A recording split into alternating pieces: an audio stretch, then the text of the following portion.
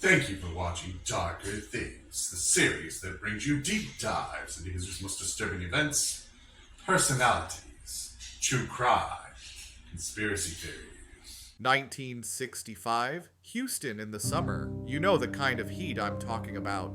Thick, heavy, like someone's draped a wet, burning blanket over the whole city. Even the shade feels hot enough to cook an egg. On that day, Houston PD gets a call from Marvin Rogers. He's worried. Hasn't heard from his aunt and uncle, Edwina and Fred Rogers, in days. No answer to knocks, curtains pulled tight, and the mailbox stuffed full with days-old letters. The officers arrive, knock, call out, nothing. The heat outside is brutal, but inside, the air is still, too still. One look between them, and they know they're going in. The door splinters under a boot inside. Everything's neat, perfectly arranged, not a speck of dust. The kind of clean that doesn't feel fresh, it feels staged. They move slowly, every footstep echoing through the house, until they reach the kitchen. And there it is, a spotless white refrigerator humming softly in the corner. One officer grips the handle and pulls. Cold air spills out, and with it, a smell. Not spoiled milk, not leftovers. Something else, something worse. Shelves lined with neat brown paper packages. He peels one open and finds pale human flesh. Inside the fridge, the packages aren't leftovers, they're body parts. Human legs, torsos, carefully wrapped, but something's missing. The heads. The vegetable drawer, that's where they find Edwina's head, eyes open, staring. The freezer, Fred's head, along with his organs, bagged and stored like butcher shop inventory. The precision is unsettling. The cuts are clean, deliberate, almost surgical. This isn't random rage, this is methodical. Edwina was 79, Fred was 81. To the neighbors, they were polite, quiet, predictable. But inside that house, tension was always just below the surface. And that tension had one name, Charles. The Rogers were proper folks. Fred kept to himself, Edwina smiled and waved. But Charles, I'd see him in the attic window just standing there, watching, never waved back. Sometimes I'd hear his mama calling for him, and he wouldn't answer. He'd just disappear into that attic. It gave me chills.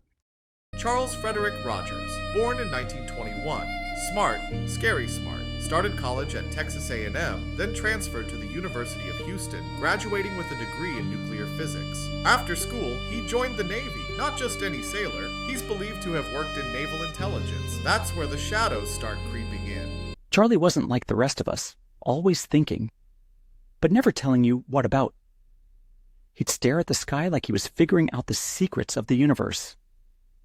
Later on, people whispered he was in intelligence.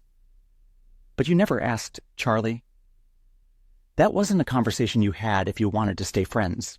Some researchers claim that days before JFK's assassination, Charles was in Mexico City, impersonating Oswald.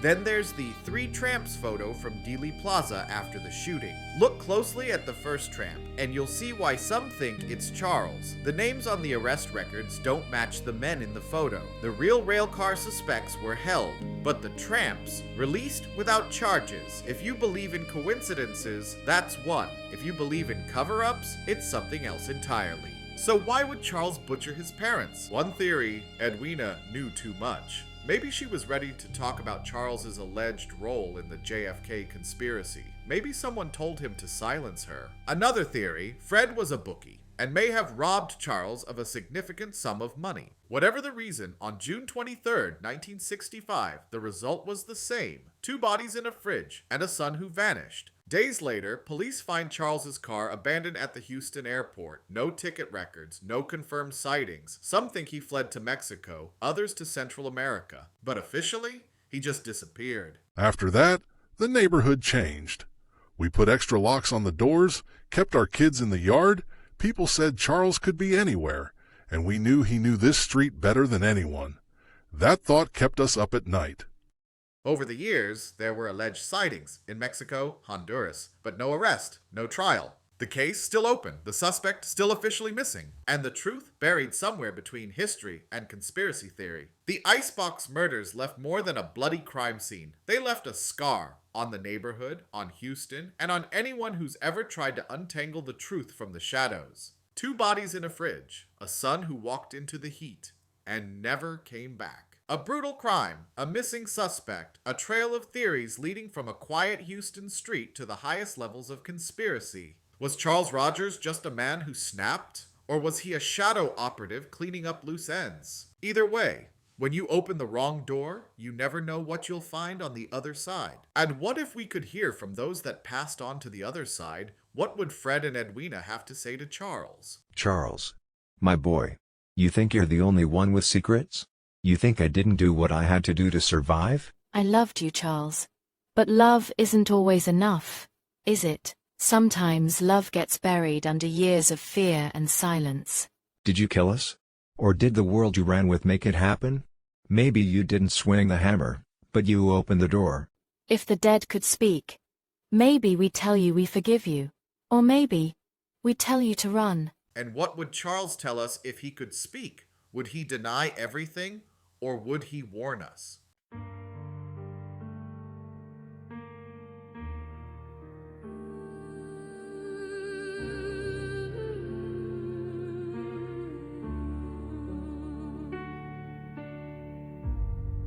I kept their secrets in the dark, in rooms where even whispers cracked. They gave me a name, but it wasn't mine. Traded it for orders written between the lines. When you make the red, white, and blue your guide, You bleed for it. you fade for it. You forget who you are.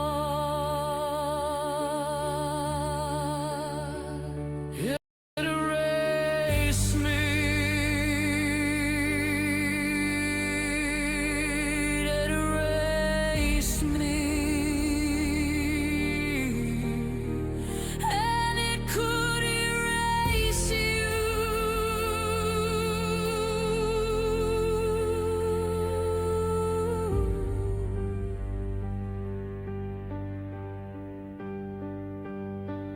They told me to vanish, so I learned to breathe like smoke. My father's debts, my mother's eyes couldn't survive the weight I broke. Erasing them was erasing myself, and God help me, I did it well. It erased me. It erased me. And it could erase you.